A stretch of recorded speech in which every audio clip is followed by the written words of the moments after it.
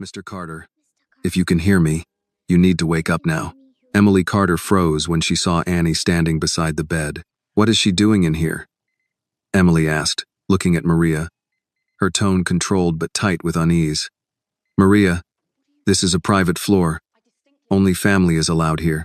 I'm sorry, Mrs. Carter, Maria said quickly, her hands clasped together. She didn't mean any trouble.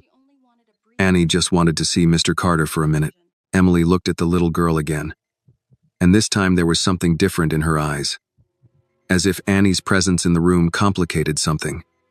She did not want complicated. This really isn't appropriate, Emily said, forcing a small, polite smile. Mr. Carter is very ill. He needs rest, not excitement. Annie nodded respectfully. Yes, ma'am. I'll be quiet. Dr. Harris stood on the other side of the bed, reviewing the latest numbers on the monitor. He let out a slow breath and removed his glasses, rubbing the bridge of his nose before speaking. I want to be honest with all of you, he said gently. We've done everything we can. Neurology has run every scan, every test. His body is continuing to weaken, and we still don't have a cause we can reverse. At this point, we may need to consider moving him home. The hospital can't offer much more. Sometimes it's better for the patient to be in a familiar place, surrounded by family. Maria lowered her eyes. Emily nodded slowly, dabbing the corner of her eye with a tissue. Ryan shifted his weight and asked, So you're saying he's not going to wake up? Dr. Harris hesitated. I'm saying the chances are very, very small. Annie looked from the doctor to William Carter's face. The doctor then noticed Annie still standing there. He gave her a gentle smile. You don't need to do this, sweetheart. The doctors have tried everything. Talking to him won't change the medical situation, so you don't have to worry yourself. Annie looked at him seriously and shook her head a little. Yes, I do, she said. Annie carefully leaned down until her mouth was close to William's ear. Her voice dropped to a whisper. Mr. Carter, it's Annie, Maria's daughter. You ate my mom's cookies, remember? You said thank you. Annie swallowed, then whispered again, her voice trembling but determined. Mr. Carter, you need to wake up now, she said. I know what they're doing to you. I saw them. Your wife and your son. They meet a nurse in the back hallway. They give her money and change your medicine. Every day they put different medicine in your IV so the doctors can't fix you. They want you to get worse. They want you to die so they can take everything. Behind her, Maria froze. Emily's hand tightened around the tissue she was holding. Annie kept whispering, not looking at anyone else. I recorded them, she said, on my mom's old phone. I heard them say if you die, no one will know. They said it will look like you were just sick. Mr. Carter, you can't die. You have to wake up so we can tell the truth together. You have to wake up so we can show everyone what they did. For a moment, nothing happened. Then a tear slowly formed at the corner of William Carter's eye and slid down toward his temple. Annie saw it first. Mr. Carter, she whispered. His lips moved, just slightly. A faint, trembling motion, like someone trying to speak through deep water. Dr. Harris frowned and stepped closer. Hold on. Did you see that? William's mouth moved again. A dry, broken sound escaped his throat. Annie, Maria gasped softly. The nurse near the monitor stared, eyes wide, but Emily reacted first. Oh my God, she said quickly, stepping forward. Is that normal? Is that just a reflex? She looked sharply at the nurse just for a fraction of a second, but the look was clear. A signal, a warning. The nurse immediately nodded and spoke up, a little too quickly. Yes, that can happen. Sometimes patients in comas have reflex responses to familiar voices. It doesn't necessarily mean consciousness. Emily let out a breath, as if relieved. You see, she said gently, looking at Maria and then at Annie. Sweetheart, sometimes the body just reacts. It doesn't mean he's really awake. But Annie didn't move. She didn't step back. She looked at Dr. Harris instead. No, Annie said quietly but firmly. He heard me. He's trying to wake up. Dr. Harris looked from Annie to William, then back to the monitor. The heart rate had changed slightly. Not dramatically, but enough that he noticed.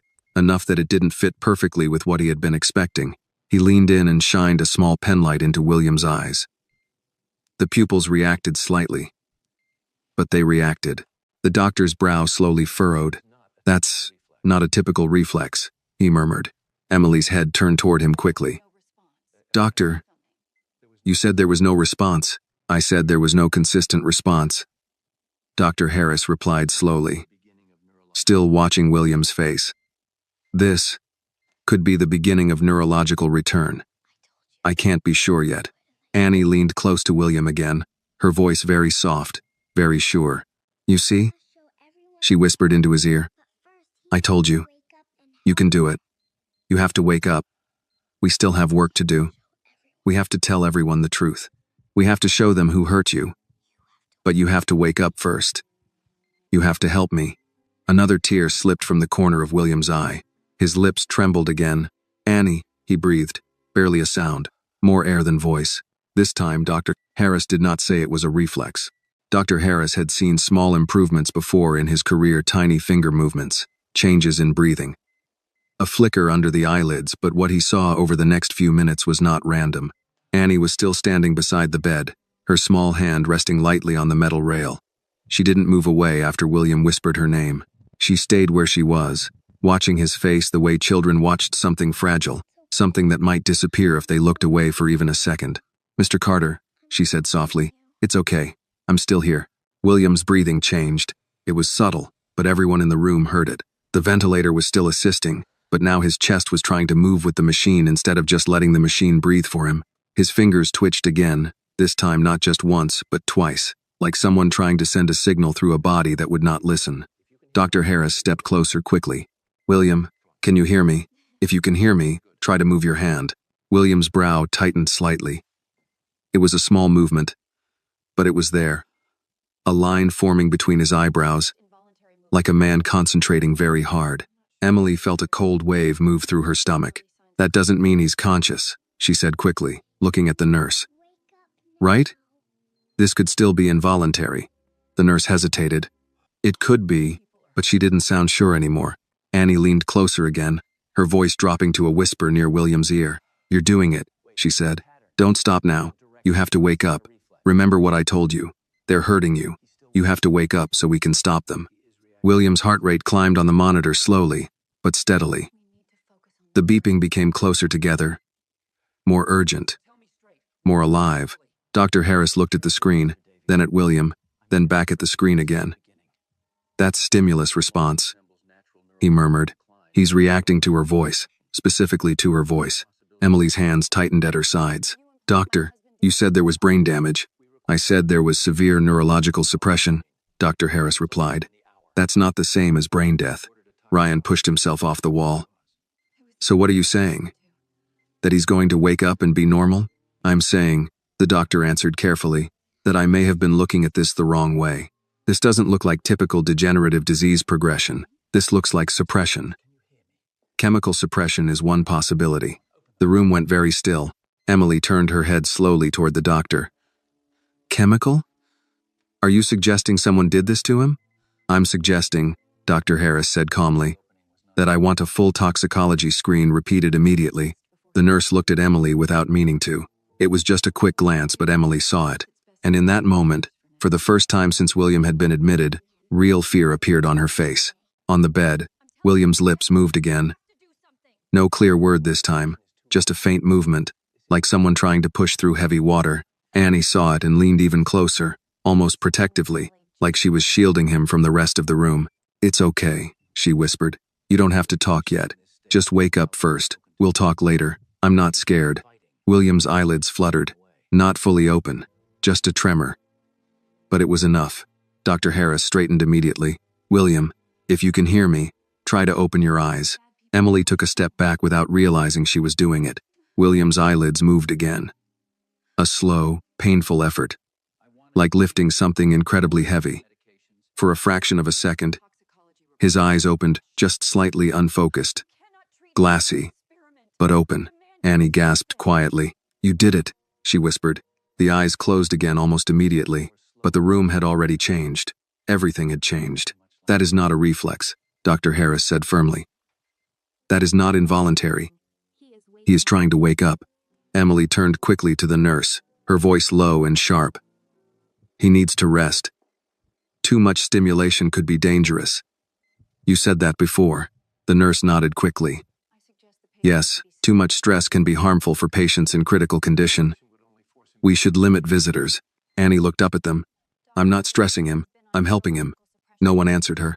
Dr. Harris checked William's pulse manually now, his fingers pressed against the wrist, counting, thinking. This doesn't make sense with his previous labs, he said quietly. If this were natural neurological failure, we wouldn't see this kind of response. Not like this, not this fast. Emily forced a small laugh that sounded completely wrong in the quiet room. Doctor, sometimes people just have moments before the end. Doctor, Harris looked at her, really looked at her this time. In my experience, he said slowly, people who are dying don't usually get stronger when someone talks to them. They fade. He's not fading right now. He's fighting. On the bed, William's fingers moved again, this time curling slightly, as if trying to grab something that wasn't there. Annie saw it and quickly placed her small hand on the blanket near his hand, not quite touching him, but close. I'm right here, she said softly. You're not alone. But you have to wake up soon, okay? Because they're getting scared now. And when bad people get scared, they do worse things. Emily's face went pale for just a second. Ryan noticed it. So did the nurse. Dr. Harris looked from Annie to William, then to the IV line, then to the medication chart hanging at the end of the bed. I want all current medications reviewed, he said, immediately, and I want that toxicology report rushed. Emily stepped forward. Doctor, is that really necessary? I don't want him treated like some kind of experiment. Dr. Harris didn't look at her when he answered. He was looking at the IV bag, at the clear liquid dripping slowly down the line into William Carter's arm. If someone were slowly poisoning a man, he said quietly, it would look very similar to what I've been seeing for the past 3 weeks. No one spoke. Annie looked at William and whispered one more time, very softly so only he could hear. You're not dying, Mr. Carter. You're waking up. If this moment touched your heart, take a second to like this video and share your thoughts in the comments. Tell us where you are watching from, because your story and your voice matter too. And if you believe stories like this remind us that justice and kindness still exist in this world, don't forget to subscribe to the channel so you don't miss the next story. Dr. Harris did not leave the room for a long time after that. He stood beside the monitor, arms folded, watching numbers change that had not changed in days. William Carter's heart rate was still weak, still irregular, but it was no longer drifting downward. It was reacting, responding, fighting. Across the room, Emily Carter stood very still, her mind moving much faster than her body. She had spent 3 weeks preparing for a death. Paperwork had already been drafted. Transfers planned. Conversations held behind closed doors. She had been patient, careful, precise. But now the man in the bed was not dying the way he was supposed to. Doctor, she said gently, breaking the silence. If he's reacting this way, shouldn't he be sedated? So his body doesn't go into shock? Dr. Harris didn't look at her. He was still looking at William. No. If he's regaining consciousness, sedation would only push him back down again. The nurse shifted slightly beside the IV stand. But he's been on neurological suppression medication for weeks, she said carefully. If we stop suddenly, it could be dangerous. Dr. Harris turned his head slowly. I don't remember prescribing neurological suppression at this level. The room went quiet again. Ryan spoke up quickly. He was in pain earlier, right? You said his brain activity was unstable. Maybe another doctor ordered it. Dr. Harris walked to the end of the bed and picked up the medication chart. He flipped through the pages once, then again more slowly. These dosages, he murmured. These are high, higher than I would normally authorize for long-term use. Emily crossed her arms lightly. Doctor, with all respect, you said yourself his condition was severe. We trusted the hospital to do what was necessary. Dr. Harris didn't answer immediately. He kept reading, his expression growing more serious with each page. On the bed, William tried to move again. Inside his body, everything felt heavy, like he was buried under wet concrete. He could hear voices, but they sounded far away, like people talking at the end of a long tunnel. He tried to open his eyes again, but the effort burned through his head like fire. Then he heard her voice. I'm still here, Annie whispered. The words cut through the darkness like a thin line of light. He tried to move toward that voice, tried to follow it. His fingers twitched again, then curled slightly, as if trying to hold on to something. Annie saw it immediately. "He's trying to move again," she said. Dr. Harris looked up. "William, if you can hear me, try to squeeze your hand." William tried. Inside, it felt like trying to lift a mountain. His arm would not respond. His chest felt tight. His mouth tasted like metal and dust. But he focused on the small voice beside him. "Annie." He pushed everything he had left into his hand. The fingers moved, just a little, but they moved. The nurse inhaled sharply. Ryan went completely still. Emily's face lost color for just a second before she controlled it again. "That's voluntary movement," Dr. Harris said quietly. "He's not in a deep coma anymore." Annie leaned closer, her voice barely a whisper. "You're doing really good," she said. "But you have to keep going. You can't stop now." William tried to open his eyes again.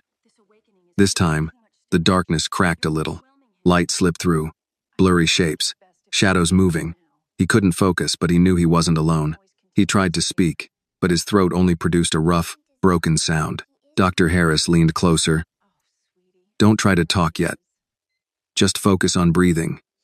Emily suddenly stepped forward. "Doctor, I really think this is too much stimulation. He looks distressed. Maybe we should let him rest and continue this later." Annie looked up at her. For a moment, the room felt very strange, like two completely different worlds were standing on opposite sides of the same bed. "He's not scared," Annie said quietly. "He's trying to come back." Emily's smile tightened. "Sweetheart, you don't understand medical situations like this." Annie didn't argue. She just looked back at William and spoke softly again. "Mr. Carter, listen to me. You're in the hospital. You were very sick, but you're getting better now. The doctor is here. I'm here. You're not alone." William heard every word, and then he remembered. Fragments at first, a glass of water, a pill he didn't recognize, feeling tired, then weaker, then not being able to move. Voices in rooms, Emily's voice, Ryan's voice, words like transfer, shares, signature, timeline, and a nurse. Always a nurse. His heart rate jumped suddenly on the monitor. Dr. Harris looked up sharply. "Easy, William." Slow breathing. Annie leaned closer. "It's okay. You don't have to be scared. We know what they did. I told the doctor we need to check your medicine." Emily's head snapped toward her. "What did you say?" Annie looked at her calmly. "I said we need to check the medicine." The nurse spoke quickly, stepping forward. "All his medications are standard for his condition." Dr. Harris looked at her. "Then you won't mind if we verify everything with toxicology?" The nurse didn't answer. On the bed, William finally managed to open his eyes a little wider. Everything was blurry, but he could see shapes now. A small shape beside him. Dark hair. Small hands. A yellow cardigan. Annie. His lips moved again, painfully slow. "What? Dr. Harris immediately poured a small amount of water onto a sponge and wet William's lips. "Just a little. You're doing fine. Don't try to talk too much." Emily took a step back. Ryan walked toward the window and stared out at the city, his jaw tight. Annie smiled a little when she saw William's eyes open. "See? I told you. You're not dying." William looked at her, his vision still blurry, but he could see enough to know she was real. He wanted to say thank you. He wanted to ask what she meant about the medicine. He wanted to ask how long he had been like this, but his body would not let him say any of those things yet. So he did the only thing he could do. Very slowly, with enormous effort, he moved his hand across the sheet just a few inches until his fingers touched the edge of Annie's sleeve. He couldn't hold on. He didn't have the strength, but he touched her sleeve, and Annie understood. "I know," she whispered. "I know. I'm not going anywhere." William Carter did not sleep that night. His eyes were closed most of the time, but he was no longer trapped in that deep, silent darkness. Now he floated somewhere in between sleep and waking, between weakness and will, between a body that would not obey and a mind that was beginning to understand something was very, very wrong. He could hear the machines, he could hear footsteps, he could hear voices in the hallway, and sometimes he could hear Annie. She had refused to leave until the nurse said visiting hours were over. Even then, she stood beside the bed, looking at him like she was trying to memorize his face so he wouldn't disappear again. "You have to keep fighting," she whispered when the room was quiet and the adults were busy talking near the door. "I told my mom we can't give up yet. You're the only one who can tell the truth." William tried to open his eyes again. This time, he managed a little longer. The world came in pieces: light, shadow, shapes, colors. He saw the outline of a chair, the metal rail of the bed, and a very small figure sitting very straight, hands folded, like she was guarding something important. Guarding him. Across the room, Emily spoke in a low voice to the nurse. They thought no one could hear them over the machines. "You said the dosage was enough," Emily whispered. "It was," the nurse replied. "But if he's building resistance, or if something changed in his metabolism—" "I don't want theories," Emily said quietly, her voice tightening. "I want this handled. We can't do anything drastic now," the nurse said, not with the doctor watching the chart. Emily glanced toward the bed, toward William, then toward Annie. "That girl shouldn't be in here," she said. "Every time she talks, he reacts." The nurse followed her gaze. Annie was sitting very still, watching William like a night guard who took her job very seriously. "She's just a child," the nurse said. Emily's eyes hardened slightly. Children repeat things they hear. Children notice things they shouldn't. On the bed, William heard every word. Inside his chest, something cold and heavy settled into place. Not fear, not yet. Something closer to confirmation. Annie had told the truth. He tried to move his hand again. It took everything he had. But this time his fingers moved more than before, sliding slightly across the sheet. Annie saw it immediately and leaned forward. "You moved again," she whispered, smiling a little. "That means you're getting stronger." William forced his eyes open again. This time he could see her face more clearly. Dark eyes, serious expression, a child trying very hard to be brave. He tried to speak, but his throat only produced a rough sound. Annie understood anyway. "Don't talk," she said softly. "The doctor said you need to get stronger first." Dr. Harris walked back into the room just then, holding a tablet with new lab results. He stopped when he saw William's eyes open.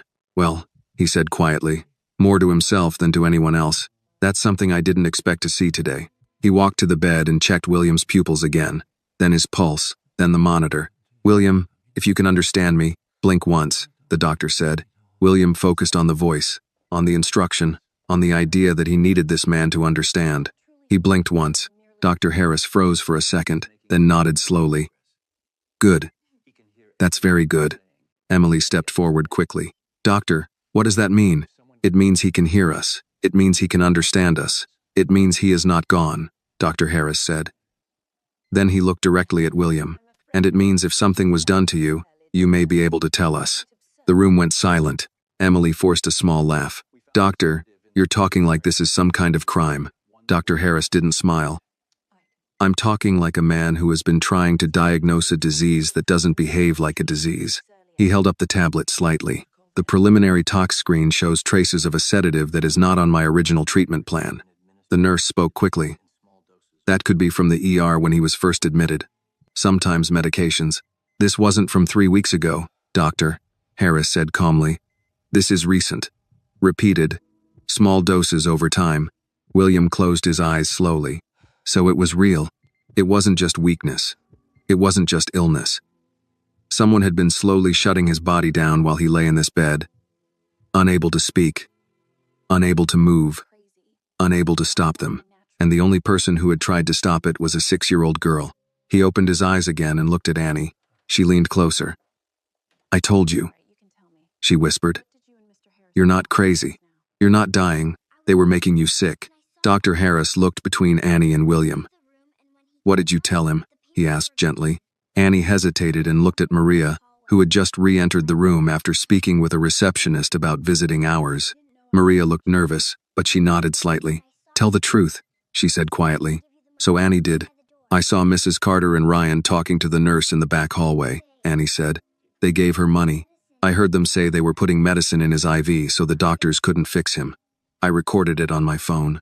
No one spoke for a few seconds. Dr. Harris looked at the nurse very slowly. The nurse's face had gone pale. Emily stepped forward immediately. "This is ridiculous. She's a child. She doesn't understand what she's saying." "She probably misunderstood a conversation." Annie shook her head. "I didn't misunderstand. I recorded it." William gathered every bit of strength he had left and moved his hand again, slowly, painfully, across the sheet toward Annie. This time, when his fingers reached her sleeve, they didn't just brush it. They held on, weakly, Barely. But he was holding on, and everyone in the room saw it. Dr. Harris looked at that small hand holding the fabric of Annie's sleeve, then at William's eyes, then at Emily Carter, and in a very quiet voice, he said, "I think we need to talk about what's really been happening in this room." Dr. Harris did not raise his voice, but the authority in the room shifted the moment he spoke.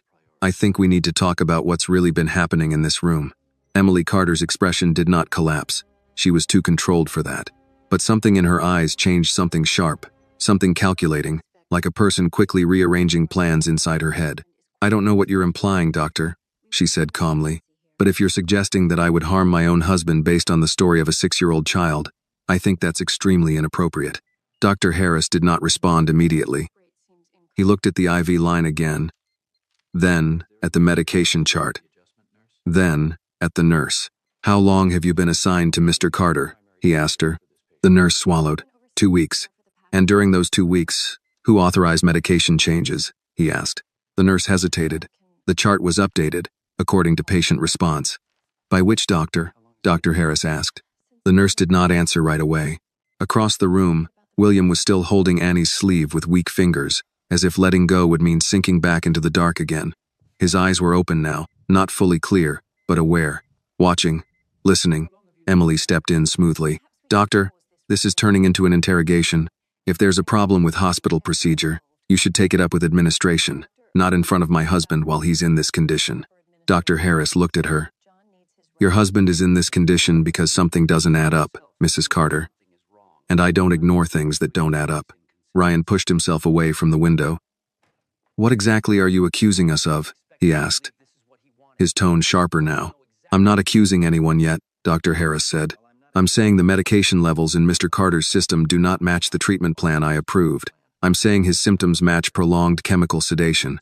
And I'm saying he is showing signs of improvement now that we've reduced certain medications this morning." The room went quiet again. Annie looked from the doctor to William, then back to the doctor. "So that means he was getting worse because of the medicine?" she asked. Dr. Harris looked at her for a long moment before answering. "That's what I'm starting to believe." Maria felt her knees go weak and sat down in the chair near the wall. She had spent her life staying out of trouble, staying invisible, staying quiet in other people's houses. But now trouble had found her anyway, and it was standing in the middle of a private hospital room, wearing expensive clothes and speaking in calm voices. On the bed, William tried to speak again. His voice was still rough, broken, like something that had not been used in a long time. "Phone," he whispered. Dr. Harris leaned closer. "You want a phone?" William blinked once. Ryan immediately spoke. "He's not in any condition to be making calls." William's eyes moved slowly toward Ryan, and for the first time there was something clear in them. Not confusion, not weakness, recognition, and something else. Anger.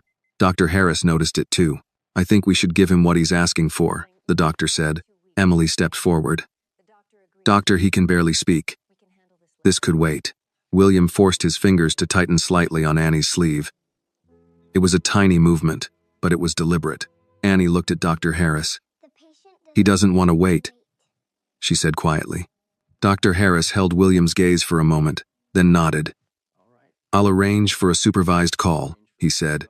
"But first, I want that toxicology report finalized, and I want pharmacy to review every medication that's been administered in the last 3 weeks." The nurse spoke quickly.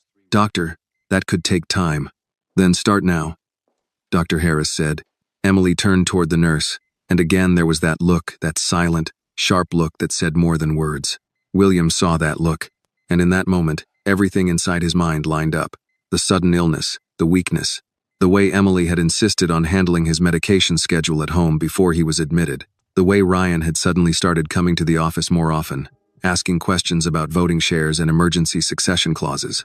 He had built a financial empire from nothing. He had survived negotiations that destroyed other men. He had seen partners betray each other for less than what his company was worth. He knew what betrayal looked like. He just had never expected to see it standing at the foot of his own hospital bed. He turned his eyes slowly toward Annie again. She was still there, still standing beside him like a small guard who refused to abandon her post. He moved his lips again, trying to form the words. "Thank you." The sound barely came out, but Annie understood. Her eyes filled with tears, but she smiled. "You're welcome," she whispered. "But you're not done yet. You still have to get better." And then we have to win. Across the room, Ryan let out a short breath. This is insane, he muttered. We're standing here taking legal advice from a child. No, Dr. Harris said quietly. We're standing here watching a patient who was supposed to be dying suddenly improve when someone started asking questions. Maria looked at William, at the machines, at the doctor, at Emily, and she realized something she had never imagined in her life. Power did not always look like money. Sometimes it looked like a man who couldn't move but refused to die. Sometimes it looked like a little girl who refused to be quiet. William's grip on Annie's sleeve loosened slightly as exhaustion began to pull him back towards sleep, but this time it was different. This time it did not feel like falling into a hole. This time it felt like resting before a fight. Just before his eyes closed, he looked at Annie one more time. She understood that look too. Don't worry, she whispered. I'm still here, and I'm not scared of them. William Carter closed his eyes, but this time, everyone in the room knew something had changed. He was no longer a dying man. He was a man who had just learned who his enemies were. William Carter slept for nearly 3 hours after that. Not the heavy, drowning sleep he had been trapped in for weeks, but a different kind of sleep, the kind where the mind is still working somewhere beneath the surface, sorting memories, replaying voices, putting pieces together. When he woke again, the room was dim. The evening lights of the city glowed through the tall windows, turning the glass into a wall of gold and blue.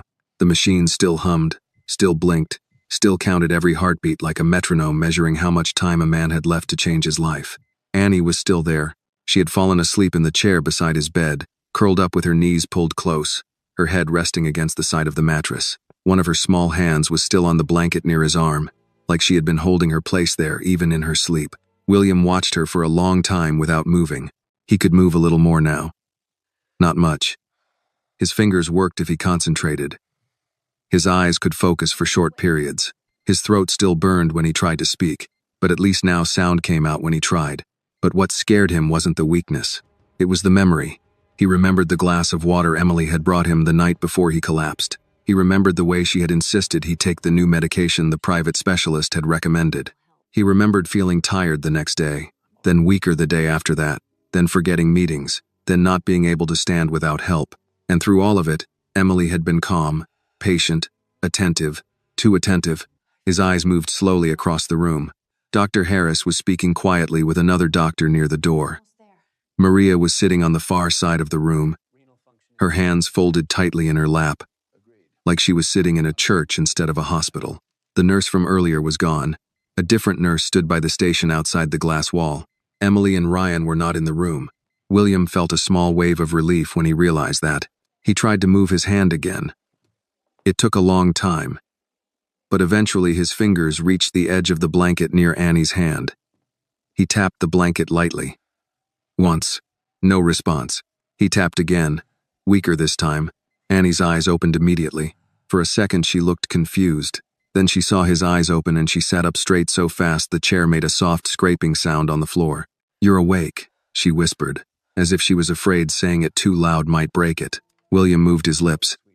It took effort, but this time the word came out clearer. Annie, she smiled, but her eyes filled with tears at the same time. Yeah, I'm here, he swallowed, wincing slightly. Your phone. Annie looked around quickly, then reached into her cardigan pocket and pulled out the old phone. The cracked screen lit up faintly in the dim room. I still have it, she said. I didn't show anyone else. William moved his eyes toward Dr. Harris, then back to Annie. He was trying to tell her something without speaking too much. Annie understood faster than most adults would have. You want the doctor to hear it? She asked quietly. William blinked once. Annie stood up and walked over to Dr. Harris. Doctor? She said softly. Dr. Harris turned and immediately walked over when he saw William's eyes open again. You're awake, he said, not hiding the surprise in his voice this time. That's very good. Annie held up the phone. I told you I recorded them, she said. Do you want to hear it now? Dr. Harris looked at the phone, then at Maria, then back at Annie. Yes, he said. I think I do. Maria stood up slowly and walked closer, her face pale but steady. Annie pressed the screen and opened the recording. The audio crackled for a second. Then the voices came through quiet, but clear enough in the silent room. Ryan's voice, just keep the dosage low enough that it looks natural. Emily's voice. The doctors already think it's neurological. They're not even looking at the IV. Then the nurse. As long as the payments continue, I'll keep changing the bag during night shift. The recording ended. No one spoke for several seconds. Dr. Harris took a very slow breath, then another. When he looked at William again, his expression had changed completely. He was no longer just a doctor looking at a difficult case. He was a man who had just heard evidence. I'm going to call hospital administration and security, he said quietly. And I'm going to order a full toxicology confirmation and preserve all medication records for legal review. Maria looked frightened. Are we in trouble? She asked. Dr. Harris shook his head. No. If this recording is real, you may have just saved this man's life. On the bed, William closed his eyes briefly, then opened them again and looked at Annie. Brave girl, he whispered. Annie shook her head a little. No, she said. You're the brave one. You're the one who has to fight them. Just then, the door opened. Emily walked in, Ryan right behind her. They both stopped when they saw everyone gathered near the bed, the phone in Annie's hand, and William awake, looking directly at them. For the first time since this all began, Emily Carter looked like a woman who had lost control of the story. William held her gaze. He could not sit up. He could not stand. He could barely speak, but his eyes were clear now, and they were no longer the eyes of a dying man. They were the eyes of a man who knew exactly who had tried to kill him, and who had just decided he was not going to die quietly. When Emily and Ryan walked into the room and saw William awake, the air changed so suddenly it felt like pressure dropping before a storm. Emily recovered first. She had always been quick at adapting when situations changed. That was one of the reasons William had once admired her. She did not panic. She did not raise her voice. She smiled and walked toward the bed as if nothing unusual had happened. William, she said softly, stepping close to him, you're awake. Oh my God, you had us so worried. William did not answer. He simply looked at her, really looked at her. For years, he had trusted this woman to stand beside him in rooms full of powerful men. He had trusted her signature on documents, her voice in private meetings, her presence in his home. He had believed that whatever else she was ambitious, cold, distant, she was still on his side. Now he looked at her and saw a stranger. Emily reached for his hand, but before she could touch him, William slowly moved his fingers away. The movement was weak, but it was clear. He did not want her to touch him. Emily's hand stopped in midair for a fraction of a second before she slowly lowered it, still smiling, but her eyes had changed. Ryan stepped forward. Hey, William, he said, trying to sound casual. You gave everyone a scare. William shifted his gaze to Ryan. He remembered teaching him how to read financial statements, remembered giving him a job when his last business failed, remembered paying off one of his gambling debts without telling Emily because he didn't want to embarrass her son. Ryan could not hold his gaze for long. He looked away first. Dr. Harris stepped between them slightly, not aggressively, but enough to change the balance in the room. Mr. Carter needs rest, the doctor said calmly. He's just regained consciousness. We'll need to limit stress and keep conversations short. Emily nodded immediately. Of course, his health is the most important thing. But her eyes moved quickly around the room, first to Annie, then to Maria, then to the phone still in Annie's hand, then back to Dr. Harris. What's going on? She asked lightly. Why does everyone look so serious? Dr. Harris held her gaze. We're reviewing Mr. Carter's medication history. Emily did not blink. That sounds like something you should have been doing already. We were, Dr. Harris said. But now we're doing it more carefully. William moved his lips slowly. It took effort, but he forced the words out. Lawyer. Dr. Harris nodded immediately. I understand. I've already contacted Daniel Brooks. He's on his way. Ryan's head snapped up. You called his lawyer? Yes, Dr. Harris said, at the patient's request. Emily's voice cooled slightly. William just woke up. He's not in any condition to be making legal decisions. William gathered every bit of strength he had and spoke again, his voice rough but clear enough this time. I am. The room went completely silent. It was the first full sentence he had spoken. Annie looked at him like she had just watched someone win a very hard race. Emily's smile disappeared completely now. William, you're confused. You've been very sick. William looked at her and spoke slowly, each word costing him effort. Not confused. Ryan shifted his weight. Maybe we should all calm down, he said. This isn't the place for drama. Annie spoke before anyone else could. It is the place, she said quietly. Because this is where you were trying to make him die. Maria closed her eyes briefly. The words were out now. There was no pulling them back. Emily turned her head slowly toward Annie. That's a very serious thing to say, she said softly. Do you even understand what you're accusing us of? Annie didn't look away. Yes, Dr. Harris stepped in again. That's enough for now. Mr. Carter needs rest. And this conversation will continue later with hospital administration present. Emily crossed her arms. Are we being accused of something, Doctor? Dr. Harris answered calmly. We are verifying medical facts. That's all. Just then, there was a knock on the door, and a tall man in a dark suit stepped into the room carrying a leather briefcase. Daniel Brooks. He looked older than William, remembered more gray in his hair, more lines in his face, but his eyes were still sharp, still observant. He took in the entire room in one glance. William awake. Emily standing near the bed. Ryan near the window. The doctor, Maria, and the small child standing beside the bed like she belonged there more than anyone else. William, Daniel said, walking closer. You look terrible. William would have laughed if his throat hadn't hurt. Instead, the corner of his mouth moved slightly. Good to see you, he whispered. Daniel set the briefcase down and leaned closer so only William could hear him. Dr. Harris told me enough to get me here fast, he said quietly. Do you understand what's happening? William blinked once. Yes. Do you want me to start making calls? Daniel asked. William moved his eyes toward Emily and Ryan, then back to Daniel. Yes. Daniel nodded once. That was all he needed. He straightened and looked at Emily and Ryan with polite professionalism. I think it would be best if we gave Mr. Carter some space while we discuss his legal and medical situation, he said. Emily looked at him coldly. I'm his wife. Daniel nodded. And I'm his lawyer. And right now, he's my client before he's anything else in this room. No one spoke for a moment. Annie reached up and gently placed her small hand on the edge of the bed near William's arm again. I told you, she whispered to him. We're going to win. Daniel Brooks did not waste time. He pulled a chair close to the bed and opened his briefcase, taking out a yellow legal pad, a pen, and his phone. He had been William Carter's attorney for 12 years. He had seen hostile takeovers, divorce negotiations, government investigations, and boardroom betrayals. But he had never seen a case where his client had to nearly die to find out who was trying to destroy him. He leaned closer so William wouldn't have to strain his voice. William, I need yes or no answers for now, Daniel said quietly. Do you believe someone has been intentionally giving you medication to keep you unconscious? William looked at him and blinked once. Yes. Daniel nodded and wrote something down. Do you believe the people responsible are in this room? William's eyes moved slowly toward Emily and Ryan, then back to Daniel. He blinked once again. Yes. Across the room, Emily spoke, her voice tight but controlled. This is unbelievable.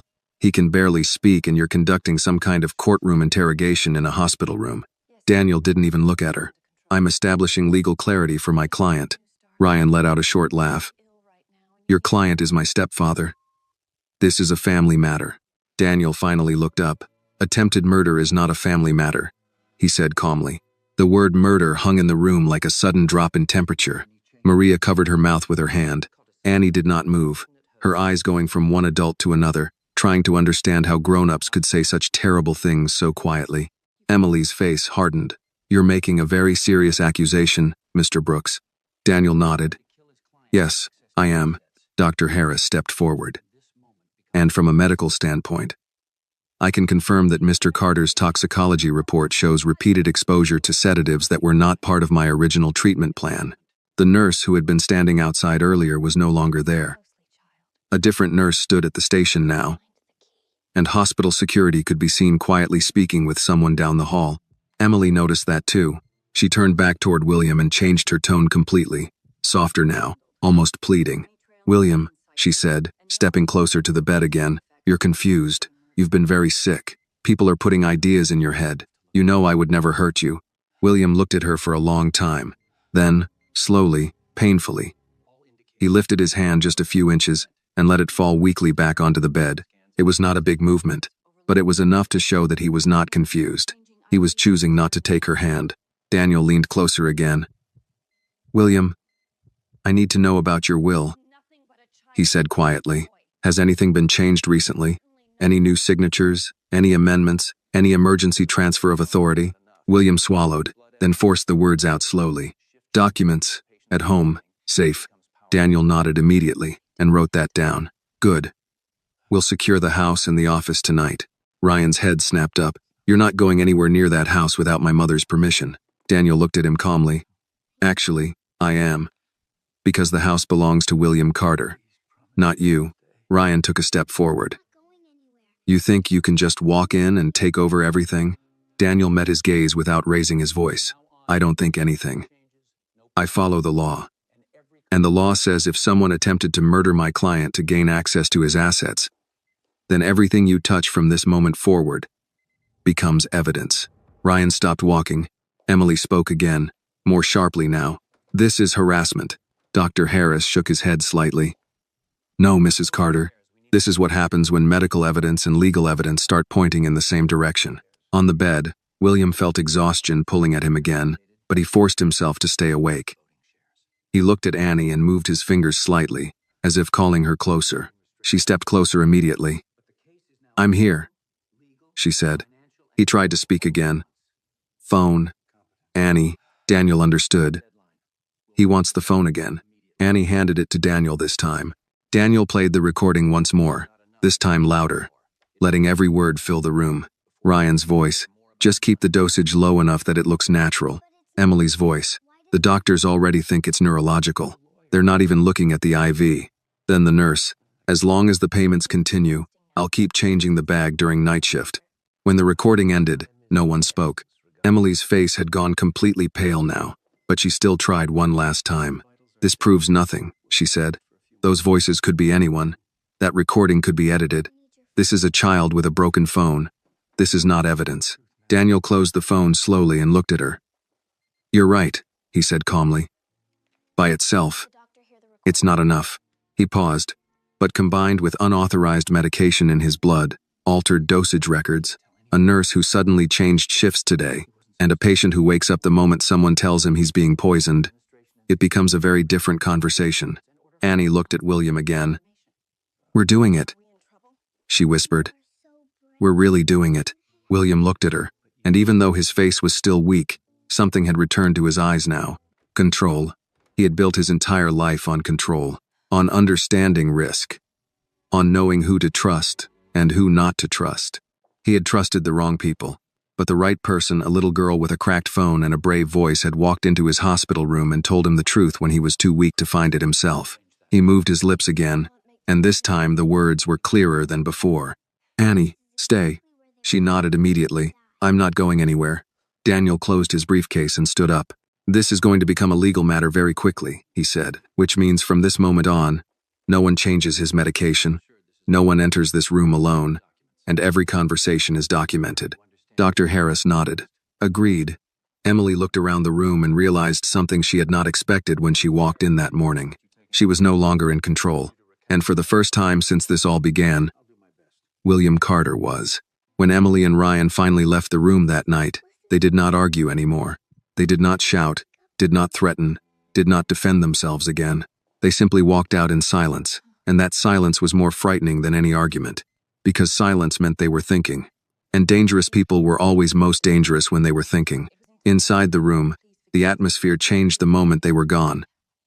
Everyone breathed a little easier, but no one relaxed completely. Not Dr. Harris, not Daniel, not Maria, and not Annie. William lay still, exhausted from speaking more in 1 hour than he had in weeks. But his mind was fully awake now, moving quickly, calculating, remembering. Daniel pulled his chair closer again. "William, we don't have much time," he said quietly. "If they were willing to do this once, they may try something else. We need to secure everything, your company, your house, your accounts. But I need information." William nodded slightly. "Can you confirm?" Daniel continued. "Your voting shares are still in your name." William swallowed, then whispered slowly, "Yes, but temporary." Transfer. If incapacitated. Daniel's expression hardened. To Emily? William blinked once. Yes. Daniel exhaled slowly. Then we're on a clock. Maria looked confused. What does that mean? She asked. Daniel turned slightly, so she could understand. It means if William had died while legally incapacitated, control of his company would temporarily transfer to Emily. If that transfer stayed in place long enough, it could become permanent depending on how the board voted. Maria's face went pale. So if he died, they would own everything. Daniel finished. Annie looked at William. That's why they didn't want you to wake up, she said quietly. William looked back at her and blinked once. Yes. Dr. Harris crossed his arms. From a medical standpoint, I can keep him here and restrict access. But this is no longer just a medical situation. This is legal. Daniel nodded. And financial. And criminal. William forced himself to speak again. Board. Meeting. Daniel understood immediately. When? William struggled to remember. Everything from the past few weeks felt like it was covered in fog, but he forced himself to focus. Friday. Daniel checked his watch automatically even though he already knew the day. That's in 3 days, he said quietly. If they convince the board you're not mentally competent, they can vote to keep control. Maria looked from one man to the other. But he is competent, she said. He's talking. He understands everything. Daniel gave a small, sad smile. In the world William lives in, understanding isn't enough. You have to prove it. On paper. In front of witnesses. In front of people who care more about money than truth. Annie frowned. That's not fair. Daniel looked at her. No, he said. It isn't. On the bed, William slowly moved his hand again, searching for Annie's sleeve like he had done before. When his fingers touched the fabric, he held on weakly. Annie looked down at his hand, then at him. You want me to stay? She asked. He blinked once. Daniel watched that small interaction and shook his head slightly in disbelief. You know, he said quietly, I've been in rooms with senators, CEOs, and investment bankers. And right now, the only person in this room who seems completely sure of what to do is a 6-year-old girl.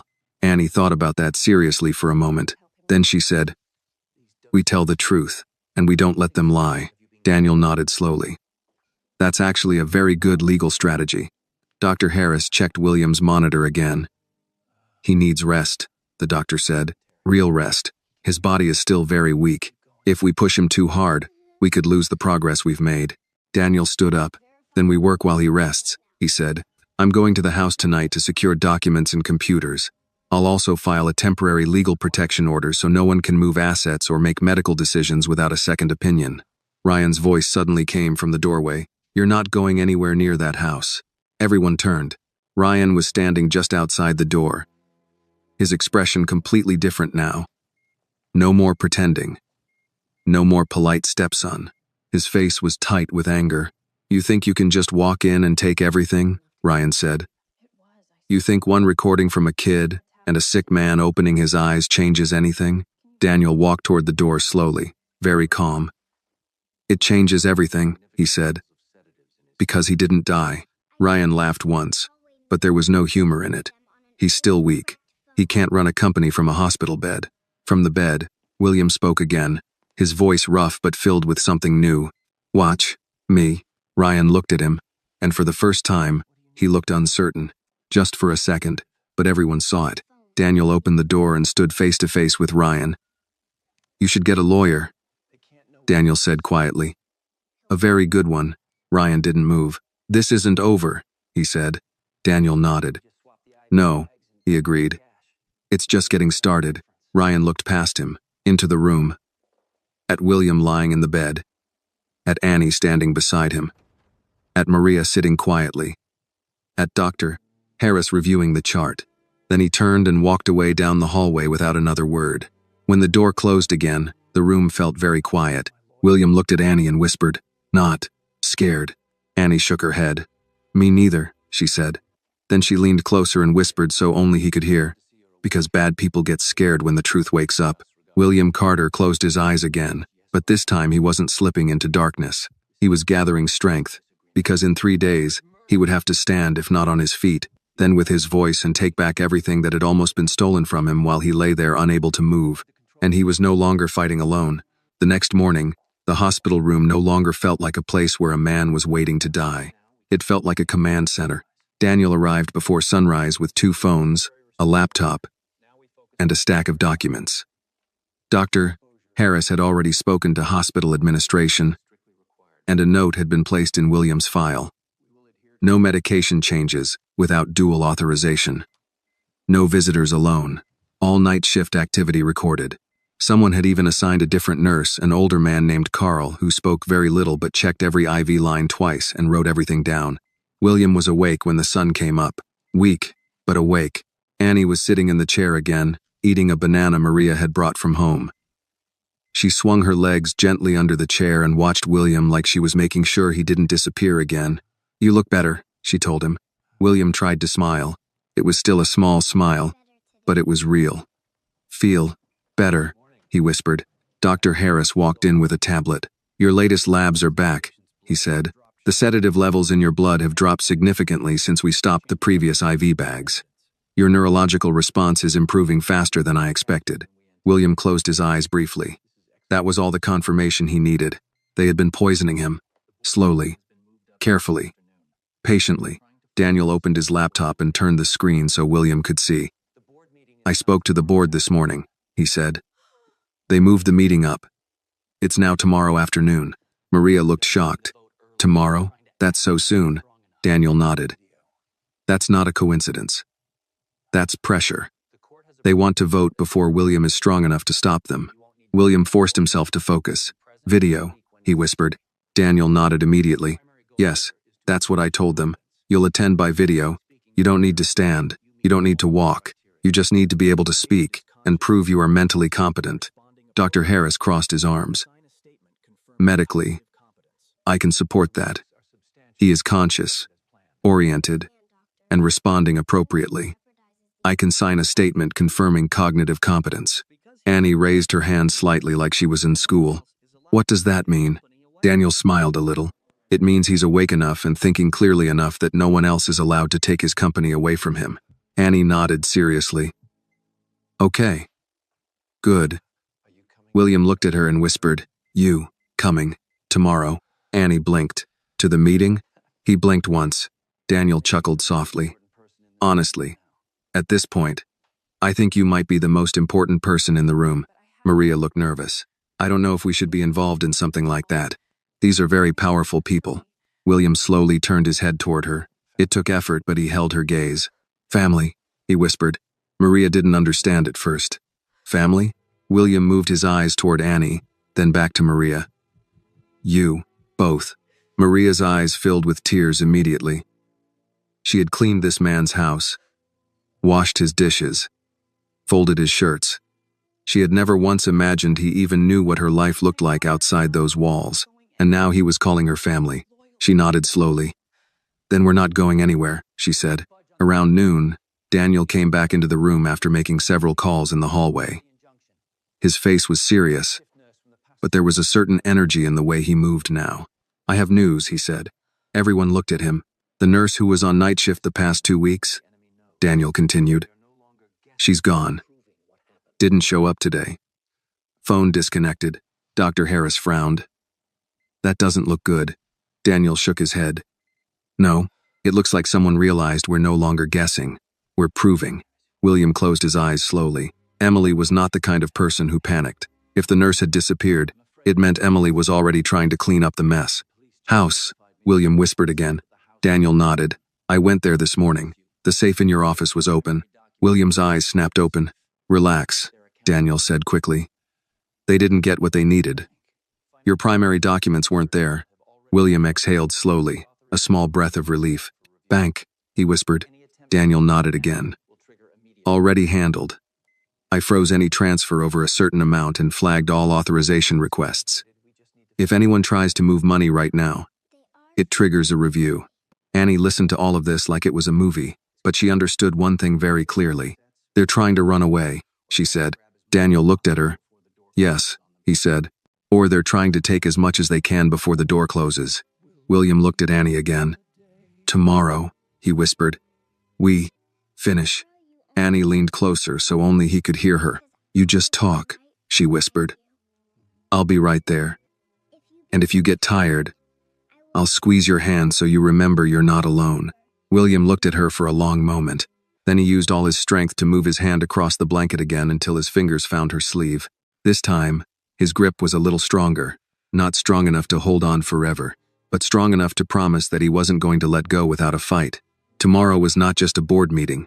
Tomorrow was the day a man who was supposed to die would speak. And when he spoke, a lot of very dangerous people were going to lose everything. The board meeting was scheduled for 2 p.m. At 1:10 p.m., a nurse helped William sit up for the first time. The effort nearly exhausted him. His muscles trembled from the strain, and a cold sheen of sweat formed on his forehead, but he did not ask to lie back down. Leave me like this, he said hoarsely. Dr. Harris stood nearby, watching carefully. Only for a short time. Your body is still recovering. William nodded slightly. Short is enough. Daniel was setting up the laptop on the rolling hospital table, adjusting the camera angle so the screen would show William sitting upright, not lying in bed. Image mattered. In William's world, image was sometimes the difference between control and collapse. Annie stood on the other side of the bed, watching everything very seriously. What happens if they try to say you're still too sick? She asked. Daniel glanced at her. Then your friend here, he said, nodding toward Dr. Harris. We'll tell them that Mr. Carter is fully conscious and mentally competent. Dr. Harris gave a small nod. I've already written the statement. William looked at Annie and moved his hand slightly. She understood and stepped closer so he wouldn't have to reach far. You ready? She asked quietly. He looked at her for a long moment, then whispered, ready. At 1:58 p.m., Daniel clicked the link. The screen filled with faces, men and women in conference rooms, office chairs, glass walls, city skylines behind them, the board of Carter Capital. William had sat at the head of that boardroom table for 15 years. He knew every face on that screen. He knew which ones were loyal, which ones were cowards, and which ones would follow whoever they believed was going to win. For a moment, no one spoke. Then one of the board members, an older man named Whitman, leaned forward toward the camera. William, he said slowly, we were told you were incapacitated. William took a slow breath. His voice was still rough, but it was steady. I was, he said. I'm not anymore. Another board member spoke. We were also told your condition was degenerative, that you might not recover. William looked straight into the camera. You were told a lot of things. Daniel stood just out of frame, where only William could see him, ready to step in if William lost strength. Whitman spoke again. Emily has been acting under temporary authority while you were hospitalized. The board scheduled this meeting to discuss long-term leadership stability. William almost smiled at the words leadership stability. In business language, that meant they were preparing to replace him. I know why you scheduled this meeting, William said. So let's not pretend this is about stability. This is about control. On the screen, a few faces shifted uncomfortably. William continued, speaking slowly but clearly. 3 weeks ago, I got sick. Very sick. I lost the ability to walk, then to speak, then to move. Doctors couldn't explain it. He paused to catch his breath. Annie quietly reached over and touched his sleeve, just for a second, reminding him she was there. He continued, Yesterday I woke up, he said, and we found sedatives in my blood that were never prescribed as part of my treatment plan. Now the screen went very still. Whitman frowned. Are you saying? I'm saying, William interrupted. Someone has been slowly poisoning me. The word landed heavily in every room connected to that call. Daniel stepped slightly into frame. For the record, he said, we have toxicology reports confirming repeated exposure to unauthorized sedatives. And we have an audio recording that suggests deliberate tampering with Mr. Carter's 4 medication. A woman on the board spoke sharply. This is a very serious accusation. Daniel nodded. Yes, it is. William looked directly into the camera again. I built this company from nothing. Every person on this call knows that. And every person on this call knows I would never step away from this company willingly. He paused again, breathing slowly, gathering strength. I was removed, he said. I was removed by people who thought if I couldn't speak, I couldn't fight back. On the screen, someone asked quietly, Do you know who did it? William did not look away from the camera when he answered. Yes, he said. There was a knock on the hospital room door at that exact moment. Doctor, Harris turned, and a hospital security officer stepped inside and walked quietly to Daniel, handing him a folder. Daniel opened it, read the first page quickly, then looked at William and gave a small nod. Then he turned the laptop slightly so the microphone would catch his voice clearly. "I believe this meeting just became a legal matter," Daniel said. "Hospital security has located and detained the nurse responsible for administering the unauthorized medication. She has provided a statement." On the screen, several board members leaned forward at once. Whitman spoke. "A statement saying what?" Daniel looked directly at the camera. "A statement saying she was paid to change Mr. Carter's fourth medication every night," Daniel said. "Paid by Emily Carter and Ryan Carter." In the hospital room, Annie tightened her hand slightly on William's sleeve. On the screen, everything exploded into noise, people talking at once. Questions, disbelief, anger. William didn't say anything for a few seconds. He just watched them. Then he leaned slightly closer to the camera and spoke in a voice that was still weak, but carried something stronger than volume. "Authority, this meeting is over," William Carter said. "I'm not stepping down. I'm not transferring control. And when I'm out of this hospital, anyone who helped them will answer to me personally." He reached forward with a shaking hand and ended the call himself. The screen went black. The room was silent for a moment. Annie looked at him and smiled. "I think you won," she said. William looked at her, exhausted, relieved, and for the first time in a very long time, something close to peaceful. "No," he whispered. "We won." After the call ended, the room stayed quiet for a long time. Not the heavy, fearful silence from before, but a different kind, the silence that comes after a storm has passed, but before anyone is quite sure what the world looks like now. William leaned back against the pillows, exhausted. The effort of sitting up, speaking, and holding himself together through the board meeting had taken nearly everything he had left. His hands were shaking slightly, and his breathing was shallow, but his eyes were clear. Daniel closed the laptop slowly. "That," he said, "was one of the most important meetings of your life." William closed his eyes for a moment. "Over?" he whispered. Daniel nodded. "The vote won't happen now, not after that. No board in the world is going to transfer control away from a CEO who was just almost murdered for his shares." Dr. Harris stepped forward and gently checked William's pulse again. "You need to rest now," the doctor said. "What you just did would be exhausting for a healthy man. For someone who's been fighting sedation for 3 weeks, it's almost unbelievable." William opened his eyes again and looked at Annie. She was still standing beside the bed, exactly where she had been since the call started, like she had been holding the entire room together, just by refusing to leave. "You did it," she said quietly. William looked at her for a long moment. "You did," he replied. Before Annie could answer, the door opened again. This time it wasn't Emily or Ryan. It was 2 hospital security officers and a woman in a dark suit carrying a folder and a badge. "Mr. Carter?" the woman said. "My name is Laura Mitchell. I'm with the district attorney's office. We need to ask you a few questions, if you're able." Daniel nodded. "You can ask. He may not be able to answer everything yet." Laura stepped closer to the bed, her voice calm and professional. "Mr. Carter, we've taken a statement from the nurse who administered your medication. She confirmed she was paid to alter your IV sedatives over a period of approximately 3 weeks." William's jaw tightened slightly. Laura continued. "She also stated that the payments came from an account controlled by Mrs. Emily Carter, and that Ryan Carter was present during several of the exchanges." Maria covered her mouth again, even though she already knew the truth. Hearing it spoken out loud by someone with a badge made it feel heavier, more real. Laura looked at William gently. "We will be pressing charges for attempted murder, conspiracy, and medical fraud. But we need you to confirm something important.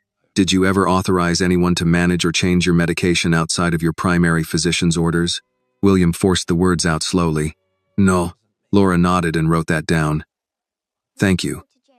That's very important." Annie looked at the woman and asked quietly, "Are they going to jail?" The adults in the room exchanged looks. It was a child's question, simple and direct, but the answer carried the weight of everything that had happened. Laura looked at Annie for a moment before answering. "If the court believes the evidence, then yes," she said gently. "They could go to prison for a long time." Annie didn't smile. She didn't look happy. She just nodded once, very seriously, like she was filing that information away in the part of her mind where grown-up truths went. William watched her reaction carefully. "Not happy," he whispered. Annie shook her head. No, she said. I just wanted them to stop hurting you. No one in the room spoke for a few seconds after that, because that was the difference between a child and an adult. The adults in the room were thinking about prison, lawsuits, money, control, power. Annie had only ever been thinking about one thing: stop hurting him. Laura closed her folder. We'll have officers stationed outside your room for the next few days, she said. No one enters without clearance, not even family. Daniel nodded. Good. After she left, the room became quiet again. Maria walked slowly to the bed and looked at William. I don't know how to thank you, she said softly. Our lives, we were just trying to survive. We never expected to be part of something like this. William looked at her for a long moment, then slowly moved his hand again across the blanket until it rested near hers. You stayed, he whispered. Maria's eyes filled with tears. Of course we stayed. William then looked at Annie again. He studied her face like he was trying to memorize it, the same way she had once stood and memorized his when he was the one disappearing. Why? He whispered. Help. Me. Annie thought about that question very carefully before answering. Finally she said, because you said thank you to my mom when no one else did. William felt something in his chest that had nothing to do with illness or medicine. In all his life, he had signed contracts worth hundreds of millions of dollars. He had negotiated deals that changed entire companies. He had fired people, hired people, built things, destroyed things, won battles no one else even knew he was fighting. And in the end, the reason he was still alive was not money, not power, not influence. It was because one day, in a kitchen, he had said thank you to a woman most people didn't even see. William closed his eyes, but this time there was no pain in his face, only exhaustion and something close to peace. He moved his hand again, slowly, until his fingers touched Annie's hand. This time, his grip, though still weak, was steady. Family, he whispered, and Annie squeezed his hand back like she understood exactly what that word meant. The hospital room was quieter the next morning, but it was a different kind of quiet now. Not the quiet of waiting for someone to die. The quiet of waiting for life to begin again. Sunlight came through the tall windows and fell across the floor in long golden lines. Someone had opened the blinds halfway, and the city looked different in the morning, less dramatic, more honest. Cars moved, people walked, and somewhere down below, a man was selling coffee from a street cart like he did every day, not knowing that high above him a man who owned half the buildings in his view was learning how to hold a spoon again. William sat up in bed with help from the nurse and a physical therapist. His hands were still weak, but he could move them now. Slowly, carefully, like someone learning how to use his own body again. Again, the therapist said gently. William lifted his hand a few inches, held it there, then slowly lowered it back down. The effort made his arm tremble, but he didn't stop. Across the room, Annie was sitting at the small table drawing on a piece of paper with a box of hospital crayons someone had given her. Maria sat beside her, filling out some paperwork Daniel had brought that morning. What are you drawing? William asked, his voice still rough but much clearer now. Annie held up the paper. It was a picture of 3 stick figures holding hands. One very tall, one medium, one very small. Above them was a big sun in the corner, and something that looked like a very crooked building. That's you, Annie said, pointing to the tall one. That's my mom. And that's me. And that's your big building. William studied the drawing for a long moment like it was the most important document he had ever seen. Where are we going? He asked. Annie thought for a moment. Home, she said. The words stayed in the air between them. William had several homes. A penthouse in Manhattan, the estate in Westchester, a house in Aspen, an apartment in London. But he knew that wasn't what she meant. Dr. Harris walked in with a chart and a small smile. You're improving faster than expected, he said. If you keep this up, you may be able to leave the hospital in a couple of weeks. A couple of weeks, Maria repeated softly, as if she couldn't quite believe how much had changed in such a short time.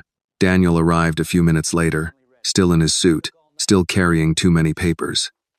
He looked like a man who had not slept much, but he also looked satisfied. I have updates, he said. William looked at him. Tell me. Daniel set the papers down. Emily and Ryan were formally charged this morning. Attempted murder, conspiracy, fraud, and financial manipulation. Their accounts have been frozen. The board voted unanimously to return full control to you effective immediately. Maria let out a slow breath and sat down in the chair like her legs had suddenly stopped working. "It's over?" she asked. Daniel shook his head slightly. "The court case will take time, but the company is his. Again." They lost. William leaned back slightly, absorbing that. He had spent his whole life fighting for control, protecting control, building control, and he had almost lost it all because he trusted the wrong people. He looked at Annie. She was still holding the drawing. "Come here," he said softly. She walked over and stood beside the bed. He looked at the picture again. "You drew us holding hands," he said. Annie nodded. "Because that's what we did." William frowned slightly. "When?" "When you were sleeping," Annie said. "I held your sleeve so you wouldn't be alone, and you held my sleeve so you wouldn't be scared. That's like holding hands." William felt his throat tighten, and this time it had nothing to do with the illness. Daniel looked down at the drawing, then at William. "You know," he said quietly, "I've watched men spend their entire lives trying to figure out who they can trust. Most of them never really know." William nodded slowly. "I know now." He looked at Maria. "How long have you worked for me?" he asked. Maria looked surprised by the question. "Almost 2 years," she said. "Why?" William thought for a moment before answering. "In 2 years, you never lied to me. You never tried to take anything from me. You just worked, took care of your daughter, went home, came back the next day, and did it again." Maria didn't know what to say to that. William looked at Annie again. "And you," he said, "you walked into a room full of people who were richer and more powerful than anyone you knew, and you told the truth anyway." Annie shrugged a little. "It was the right thing," she said, like it was the most obvious thing in the world. William nodded slowly. "Yes," he said. "It was." He looked out the window at the city for a long time before speaking again. "I spent my whole life building an empire," he said quietly. "I thought being powerful meant no one could hurt you. I thought money made you safe." He paused, then shook his head slightly. "But money didn't save me," he said. "Power didn't save me. A little girl with a broken phone saved me." Annie looked at him. "And my mom," she added. William smiled. "And your mom?" he agreed. He was quiet for a long moment. Then he looked at Daniel. "I want to change something," he said. Daniel immediately reached for his pen. "What do you want to change?" William looked at Annie and Maria, then back at Daniel. "My will," he said. "My foundation, my houses, my time, all of it." Daniel watched him carefully. "That's a big decision." William nodded. "Almost dying changes your schedule." Annie didn't understand everything they were talking about, but she understood one thing very clearly. He wasn't going to be alone anymore, and neither were they. William Carter left the hospital on a quiet morning 3 weeks later. There were no reporters, no cameras, no public statement. Daniel had arranged everything that way. After what had happened, William did not want his first steps back into the world to be a performance. He had performed enough in his life in boardrooms, in negotiations, in interviews where people asked him how it felt to be a self-made billionaire as if success were a story and not 1,000 small sacrifices no one ever saw. This time he wanted something different. He walked slowly, still weaker than he liked, one hand lightly gripping a cane the physical therapist insisted he use. Maria walked on one side of him, not touching him but close enough that he would not fall without someone noticing. Annie walked on his other side, holding a small paper bag with his discharge papers like it was the most important job in the world. "You ready?" Annie asked as the elevator doors opened to the lobby. William looked down at her and smiled. "Yeah," he said. His voice was stronger now. Not perfect, but his again. "I think I am." Outside, a black car waited, but William did not get in immediately. He stood on the sidewalk for a moment and just looked at the city. People walked past without recognizing him. A man in a delivery uniform carried boxes into a building across the street. A woman argued with someone on her phone. A taxi honked. Somewhere, someone was laughing. Life, he realized, had continued very normally while he lay in a bed unable to move, unable to speak, while people he trusted planned how to take everything he had built. He looked down at Annie. "You know," he said, "when I was your age, my dad used to fix cars in a small garage. I used to sit on a stool and hand him tools. I thought he was the strongest man in the world." "Was he?" Annie asked. William thought for a moment. "Yeah," he said, "not because he could lift heavy things, because he never let bad days make him a bad man." Annie nodded like she understood that completely. They got into the car. Instead of giving the driver the address to the penthouse in Manhattan or the estate in Westchester, William gave a different address. Maria noticed immediately. "That's not your house," she said. William shook his head. "No," he said. "It's yours." Maria frowned, thinking she had misunderstood. "I don't understand." William looked at Annie, then back at Maria. "I had Daniel buy the building last week," he said. "The one where your apartment is." "The landlord who kept raising the rent? He doesn't own it anymore." Maria stared at him, unable to speak. "You won't be evicted," William continued. "The rent will stay the same for everyone in the building. And the ground floor apartment is empty. It's bigger, better light. Annie should have a room with a window." Maria's eyes filled with tears so quickly she had to look down at her hands. "Mr. Carter, we can't accept something like that." William shook his head. "You already did something like that," he said quietly. "You let your daughter walk into my hospital room when everyone else was ready to let me die." Annie looked between them. "Does this mean we're neighbors now?" she asked. William laughed softly. "Yeah," he said. "Something like that." A few weeks later, when William returned to the Carter Capitol building for the first time, the entire executive